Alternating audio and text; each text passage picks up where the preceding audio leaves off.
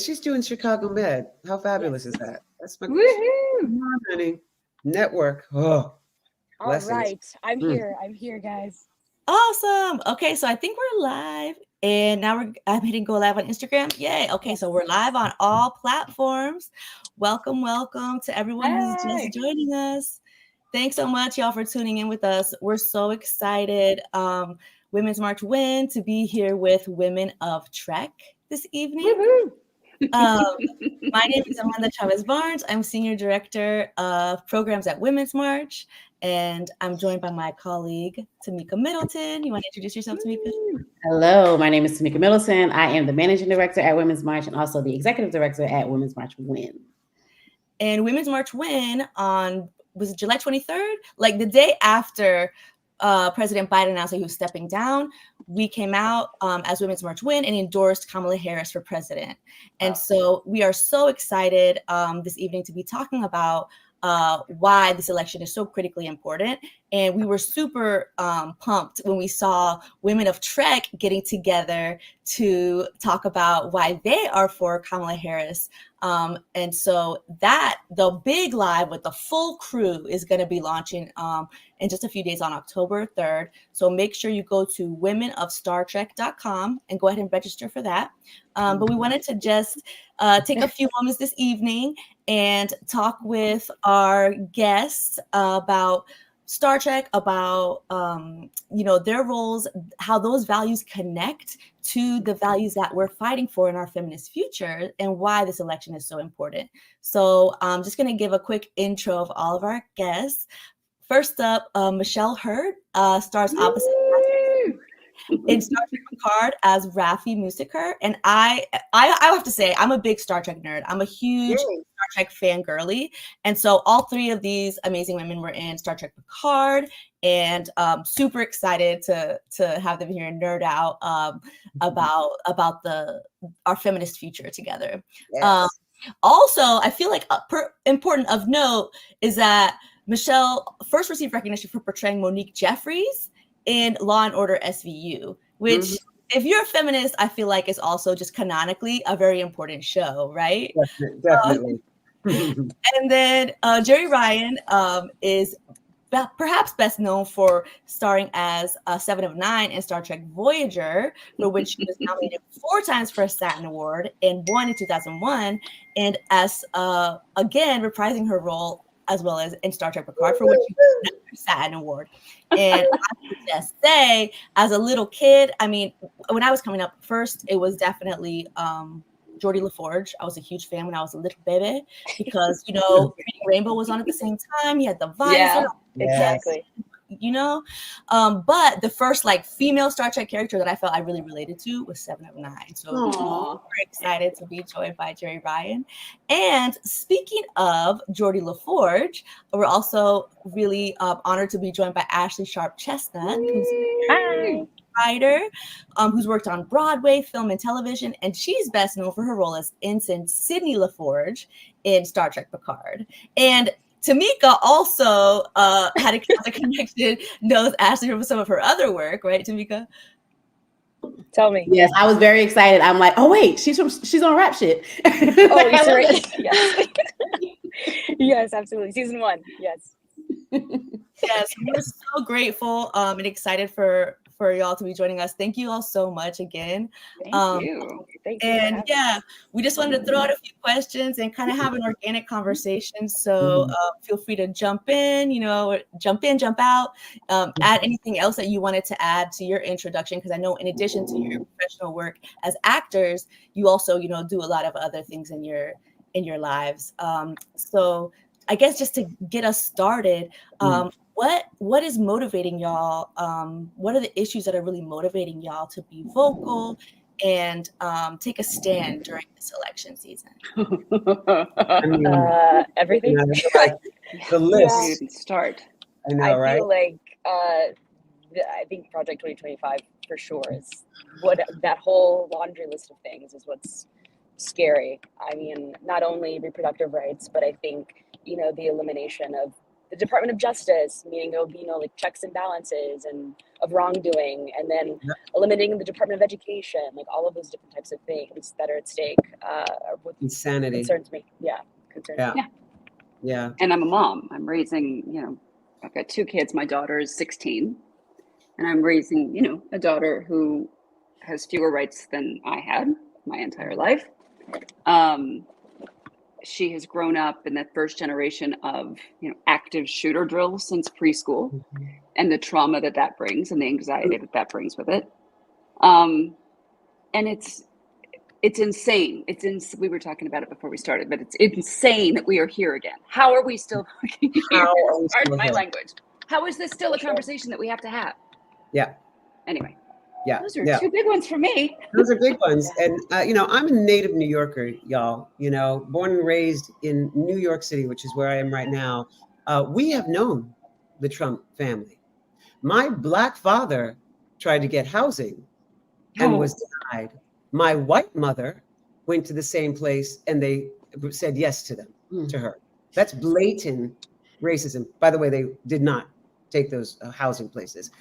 Wow. I have friends here who are contractors, subcontractors, electricians, concrete people, people who build buildings and do all that. They have been grifted by the Trump family. They literally finish a building, then they do a walkthrough, and he will say, no, didn't like this, and won't pay them. And anybody who's out there knows that those people are literally living by those checks. They don't have a big savings. They literally are buying, having this job to pay for that job and that job. And when they're denied the pay for the work that they have done and the money they've already been put out, I mean, that's a grifter. That's a scam artist. So we New Yorkers have always known. What's the saying? Believe them when they tell you who they are. Mm-hmm. I believed him. I still believe him. Believe the whole family. They've told me who they are, and I believe them. And that's a big reason why those 4 years were so stressful. They were scary. I felt unsafe. I felt disrespected. And I'm not going to return to that. That's that part. The other part is Kamala Harris. Yes. As I said, I am a biracial woman. It is time to see representation in that seat. When when Obama won, I remember back, as I'm 100 years old, I remember back when I went to school, and in lower school, they would have the pictures of the presidents on the walls, actually literally next to the ceiling, above. So it's literally the ceiling. And when I grew up, there was only white people, right? And I remember the night when Obama won, my sister and I cried because I said, Adri, your 2 brown boys will see a brown man at that ceiling. It literally, and you have no idea, consciously or subconsciously, what that does. It literally, you now go, oh, I can do that. Well, guess what, you guys? We're doing that now. That's what's got to happen now. We need our girls to see that they can do whatever they want. And to bring it back to the Star Trek world, when my father knew that it was important for his 3 little girls to see themselves represented in the world, and so we would watch reruns of Star Trek, and Nichelle Nichols, thank you, Nichelle Nichols, on that bridge, right? Not just as beautiful and fierce as she was, but she was there for a purpose, necessity. She had a strong voice. She had a reason. She moved the stories forward. She was necessary. So whether it was conscious or unconscious, she gave me the permission to be bold and be brave. Right now, you guys, Kamala Harris is our Uhura. She's literally going to do that to so many of our brown and Black children. So I'm, and then, I mean, we'll get into it, but she's going to give, small businesses support, which is the backbone of America. She's going to give people tax breaks for first homeowners, which, by the way, is one of the things that builds generational wealth, which people of color have been denied for decades, for centuries. And we're going to put Roe versus Wade into law, which should have been codified years ago, decades ago. And I believe that Kamala Harris will do that. And I know that other one won't. So that's why I'm here, you guys. Thank you so much. Thank you so much for that. I'm really curious, and you brought up Michelle Nichols and Lieutenant Uhura, and one of the things that has always stood out for me, as long as I've learned, and all the time that I've known about it, is the ways in which civil rights leaders reached out to her and said, your role is so important. And so I'm really curious if you all could talk to, especially going into this effort around Women of Trek, about the importance of folks who have the kinds of platforms you have, really being visible in their resistance to, you know, all of the things that you named as all of the like really terrifying things that we're facing. I'm really curious around if you can talk to like why you feel like it's important as folks who have platforms, as folks who are celebrities and folks who are influencers. What role do you feel like you all play in kind of advancing a new future, advancing us toward a new future? You guys, you know I'm long-winded, so you guys talk because I will speak so long. Go, baby, do it. You were so eloquent. Yeah, I'll just chip in real quick, and I'll just say, I think, you know, us being courageous and just living our truth and just speaking our truth allows the next person to feel that courage in themselves to do what they feel is right. And I feel like, you know, when we go into the ballot box, that's our privacy. So whether you're married to, you know, a Trump supporter, whatever, like you can go into your ballot booth and do what your truth is, you know, and vote for what you feel is right. Yeah, and this, I mean, I sound like a broken record because every one of these Zooms or talks that I give during this campaign, I'm kind of saying the same thing, but it's so important. Yeah. Like, this is not my comfort zone. This is not like this. I am not the extemporaneous speaker. I am not the, oh, let me go talk in big groups. And that's not my thing. This is too important. You know, we can't be comfortable now. We can't just sit back and say, oh, well, okay, I'll vote, which is great. And you have to do that. But that's the absolute minimum that we can do this time. And we have to, and I keep saying it, be comfortable, get comfortable with being uncomfortable. Because yes, some people are going to get mad. Some people are going to say, oh, you should, just stick to acting or mind your own business or I don't, you know, whatever. We have to speak out. All of us, not just people, you know, in the public eye, all of you. Speak to your friends, speak to your neighbors, speak to your family, speak to strangers. I'm not constantly accosting people when I'm in a hotel or whatever. Have you registered to vote? Are you registered? Make sure you vote. You have a plan to vote.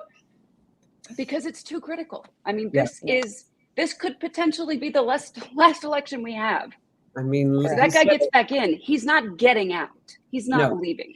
No. And this is so far beyond just the White House as well. We have got to vote down ballot because I know that is one thing that Republicans, I got to give them props for. They have been really good about playing the long game. Yeah. They do local elections. They get school boards, which is what we're seeing with the psycho book banning now. We have to start paying attention and we have to start getting involved and we have to start being loud and we have to make sure that we vote blue all the way down the ballot. Because if we get her elected and people still vote for their whatever, blue, or they just don't vote for the rest of the offices and the Republicans take Congress again, she doesn't have nothing is going to happen. She can't pass any legislation unless we give her the blue majorities in Congress. That's exactly right. That's exactly because they will block everything. That's everything. So we cannot get her elected with her hands tied. We have got to give her Congress, both houses of Congress. That's literally what it would be. Her hands would be tied.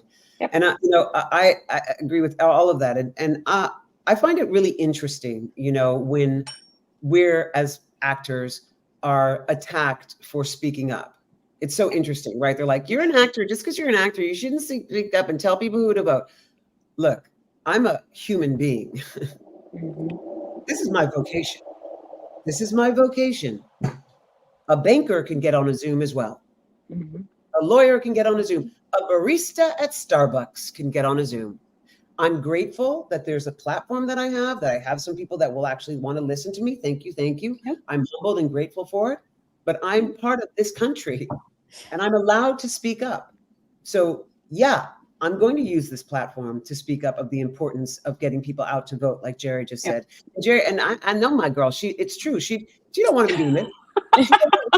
This young lady has flown down to Florida now, is speaking up. all saw her during the strike. She was there every single day. These things, when injustice is in front of us, we rise. Yeah. Women rise to the occasion because we know we have to do it. Change comes systemically and historically, I should say, on the backs of women, you guys.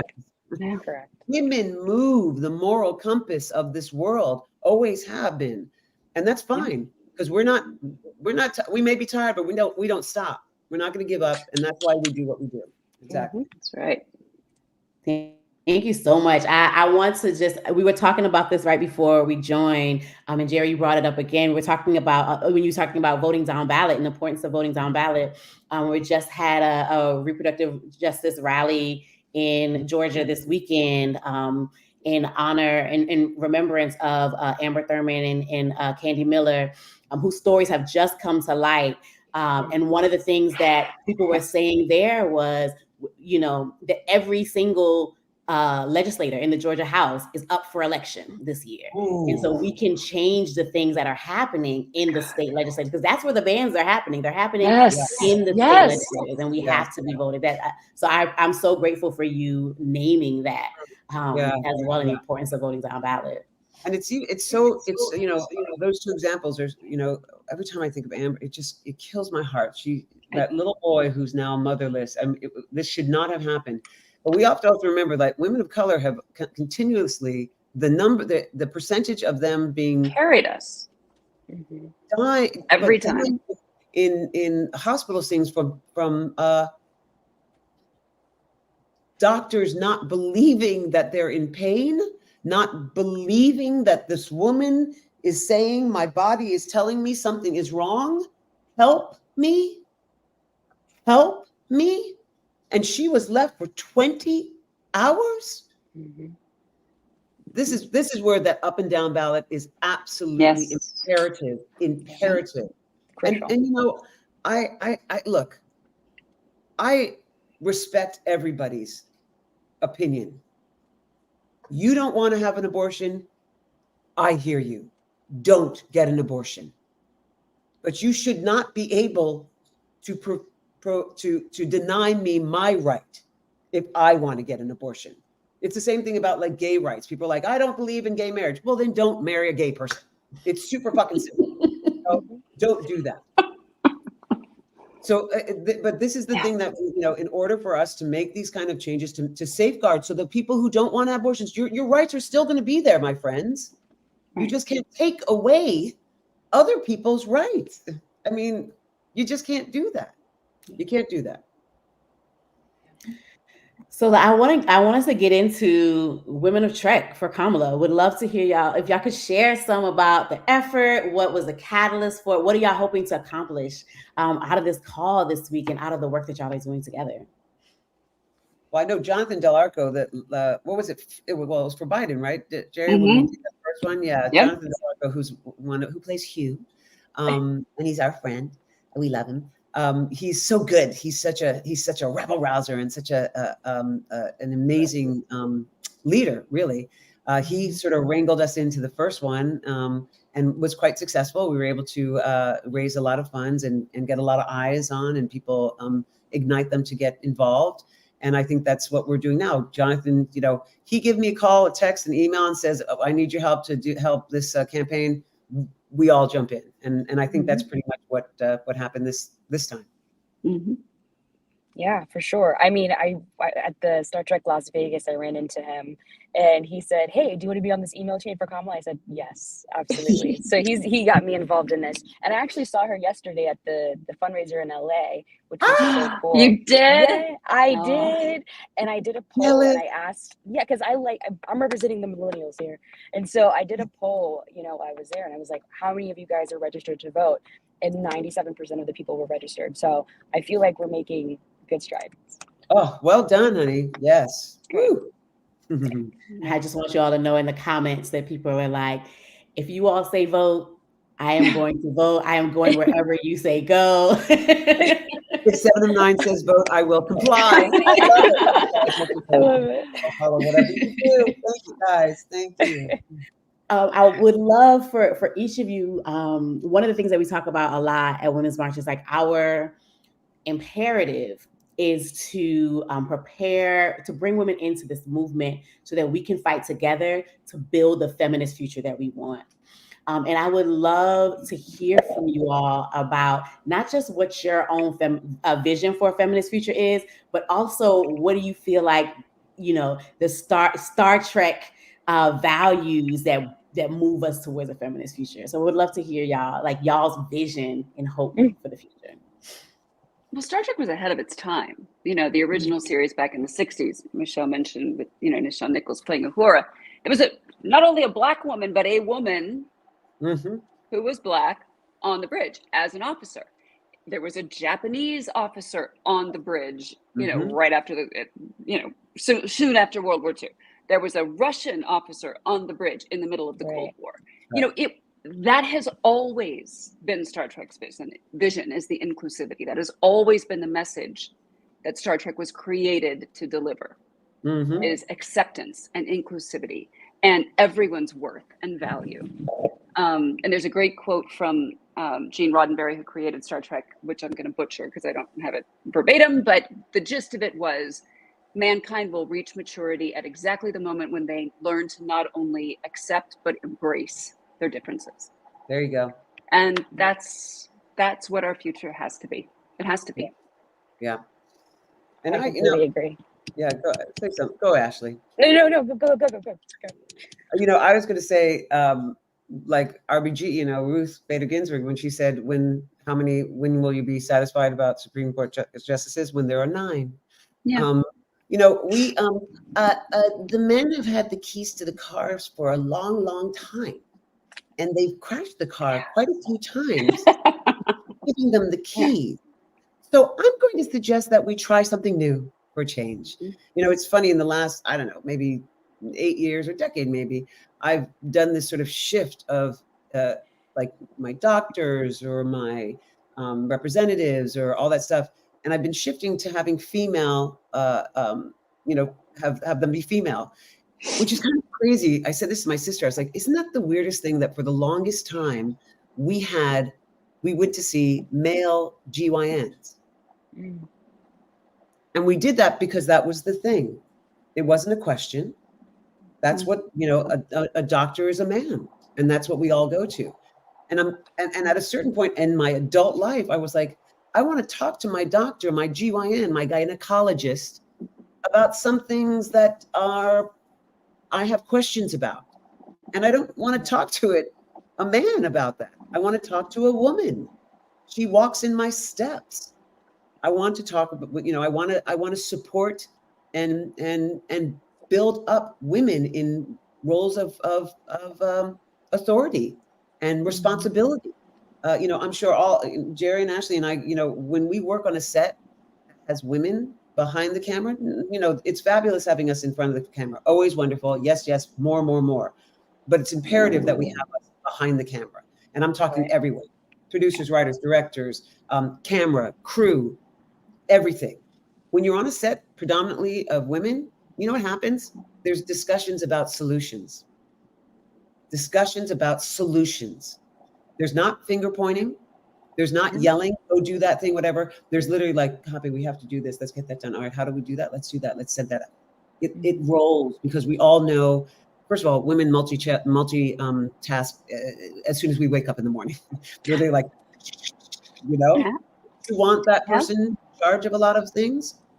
That's to my, so for my little hope, that's my world of my feminist world or whatever. It's having us more being equal. It's the same thing as like bringing people of color more on entertainment. For the longest time, we have watched, all of our stories told majority by white people. We've had no problem understanding how the stories begin, middle, and end, right? We all watched it. When I watched Cinderella, I still was hoping that I was Cinderella. I didn't realize I was supposed to be the maid, but I thought I was Cinderella. We all had no problem watching it. So it's the same thing now. when we started being people of color in those stories, people started getting really upset, and how can you have a black Ariel for mermaid? It's a fucking mermaid, you guys. It's not real. I mean, when that whole thing happened Newsflash, when there was a discussion about Santa, I don't want to break any bubbles here, but Santa can be any color, okay? This is the thing. We need to embrace that. And as Jeri said, you gotta lean into being uncomfortable, because that's what happens when there's systemic change. Yeah. When change happens, it's a little uncomfortable, but we'll be okay, everybody. We're all going to be fine, because now you see lots of people of color on television, and the world didn't explode. In fact, it got bigger. It got bigger. Yeah, no, I agree. I'm piggybacking off of both of them. I feel like equity for everyone is the value that I'm holding on to. Realizing that, yes, we all are different. We all have different starting points, and we have different needs, and we still deserve resources and opportunities to succeed. That's short and sweet version. Yeah. Thank y'all so much. I know Amanda has some invitations. What about you two? What is your thoughts about the future? Oh, feminist future. I mean, so much of what you all, I think we spend so much time thinking about this and percolating on this question. But I think for me, I am a mom as well. My kid is just a little bit older than yours, Jeri. My oldest is 17, and he's a young Black boy. And so I'm always envisioning a world in which I feel safe with my kids going out into the world. I'm a birth worker. I've been a doula for more than 15 years. And I envision a world in which all people who birth can do so without without the trauma, without the such high. Our maternal mortality rates are so incredibly horrific, so horrific. High. And so, and again, I live in Georgia, and I live in Georgia where so many counties do not have a labor and delivery. And so people are traveling across the state to get access to care. And so those are some of the things that are like really present for me. I also come from rural. I'm from the South Carolina Sea Islands. I come from rural South Carolina. And so, a lot of our folks are fighting to maintain control and access to the lands and the cultures. And so those are some of the things that are really present for me, being able to afford food and shelter, really basic, like what does it look like to have a feminist economy? So those are some of the things that are up for me. Amanda? Yeah, all of those things that you said sort of like in the immediate term, for sure. And I think one thing I love also about science fiction is that it helps us to envision a positive future. A lot of sci-fi is dystopian, but if you look for utopian science fiction, one thing that you'll notice is that almost exclusively it's feminist. If you search for utopian science fiction, it falls under the category of feminist science fiction. And one of my favorite books is called Woman on the Edge of Time by Marge Piercy. And that actually shows us like two different futures. It was written in the 1970s, and it's actually the central character is a Chicana woman in New York.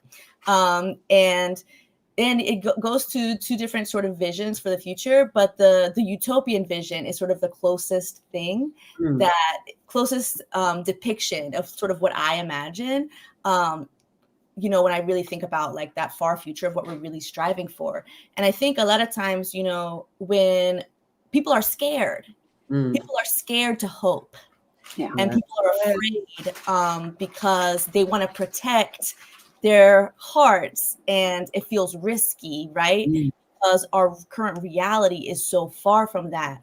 But I think one of the things that we really try to cultivate as feminists and at Women's March is really knowing that our hope isn't in just one elected official. It isn't in just like one person or a particular savior. It's in all of us collectively. Yes. and all of us knowing that this feminist future, that this better world is possible. So when I think about the feminist future, I think about y'all right here and all of the folks who are tuning in right now and all the folks who are going to tune in on October 3rd, and people coming together at women's marches who believe in a better world and know that it's possible and we can make it real together.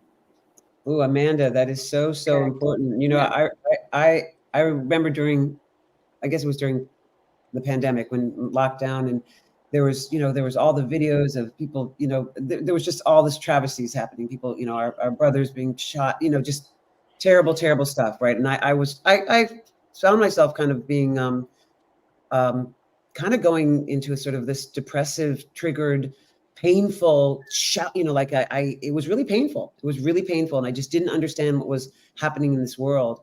And I called my mom, and my parents were both civil rights activists. And I said, Mommy, when you were alive during Dr. King's being assassinated, Malcolm X being assassinated, Bobby being assassinated, Johnny being, like the sky was falling down. I said, how did you continue? How did you continue? Because I'm having a hard time right now. I don't, like you just said, Amanda, I'm having a hard time seeing our future. And my mom said, because you have to have hope. Without hope, there's no tomorrow. And that's Gene Roddenberry. That's our world. That's our whole Star Trek thing is the hope for a better tomorrow. So if there's anything other than making sure you get out there and vote, everyone, that I want everybody to walk away with here this evening and to tell two friends and so on, is there is hope. There's hope for a better tomorrow, because we're all here. We're not going anywhere. We're on the right side of history. And as long as we stay loud, proud, present, be vigilant, and stand up for each other, strength in numbers, there will be a better tomorrow. And it does take all of us. Yeah. We can't sit out. It's too critical. None of us can sit out. Yeah. Thank you. I just wanted to invoke the words of activist Miriam Kaba, who teaches us that hope is a discipline, and that a part of our practice has to be the discipline of having hope and practicing hope on a consistent basis. And so I just wanted to bring that into the room, listen to what y'all are saying. Well, since you brought her up, I'm going to bring up John Lewis. Let me give you some quote from John Lewis. Our late great John Lewis said, "Do not get lost in a sea of despair. Be hopeful. Be optimistic. Ours is not the struggle of a day, a week, a month, or a year. Ours is the struggle of a lifetime. Never be afraid to make some noise and get into trouble. Good trouble." Good trouble. Yeah. Yes. That's that was my congressman. Had the pleasure of being in his district, and now in the district of Congresswoman Lakima Williams, who succeeded him. But wanted to thank y'all so much again. Want to thank you all for being here, and also to thank you all for what y'all will be up to in a few days on October 3rd. Yes. So everyone, if you're listening, you're watching live or in the replay, October 3rd, go to womenofstartrek.com to register to witness this amazing event that I know it's hosted by Stacey Abrams. It will have a ton of special guests.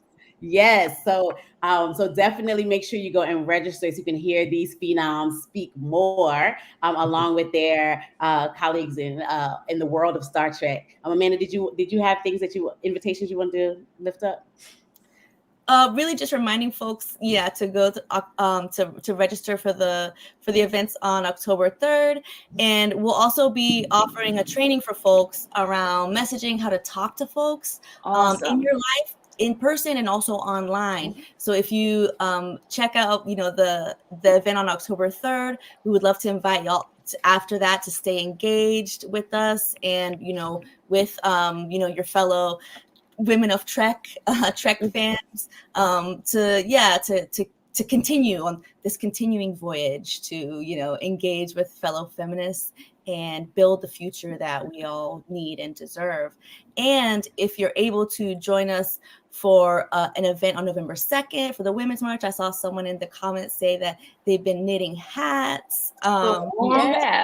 out to people who are going to the Women's March. Thank you so much for doing that. And yeah, no one can do everything, but everyone can do something. So whatever you can do, Nice. in there, getting where you fit in, like we like to say. And we'll see you on October 3rd at womenofstartrek.com, and we'll see you in the streets. That's right. Yeah. Yes, Thank you. Thank y'all so much. Good night, everybody. Good night.